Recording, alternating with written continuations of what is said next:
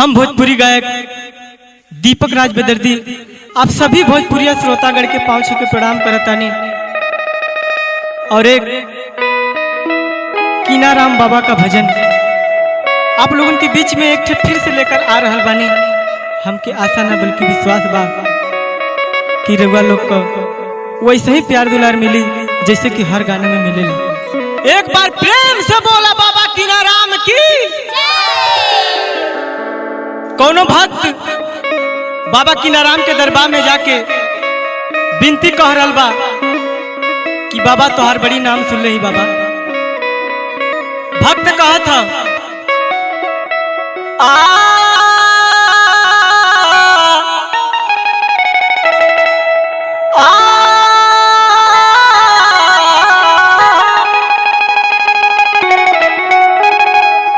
बहुत ही प्यार से कहत बा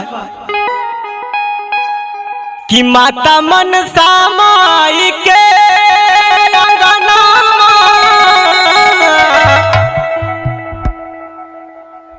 कि बाजला बजनामा कि बाजला बजनामा नु हो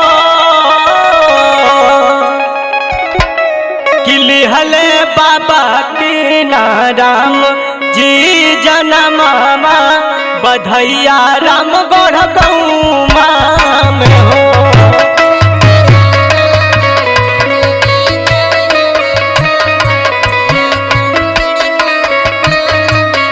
किलिहला बाबा कीनाराम जी जनमामा बधैया राम गढ़ गौमा में हो।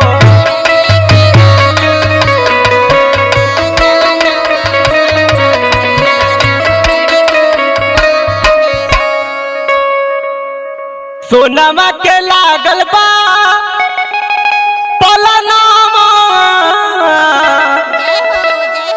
कि झूले ले झूलनामा कि झूले ले झूलनामा नु हो। हे ललना मनसा मई के हुला से लमनामा बधैया राम गढ़ गौआ गार हो।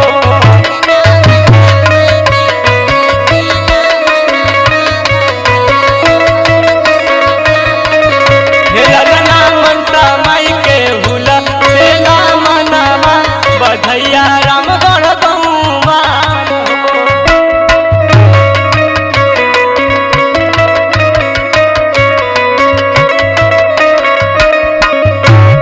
लेकिन भक्त एक लाइन और कहत भैया अखिया तो हवे मनसा माई जैसन नकिया अकबर बाबू जैसन अरे नकिया अकबर बाबू जैसन हो। हे ललना हे ललना मुहाबा हे ललना मुहाबा चांदवा सुरुजावा जैसन बधैया राम गढ़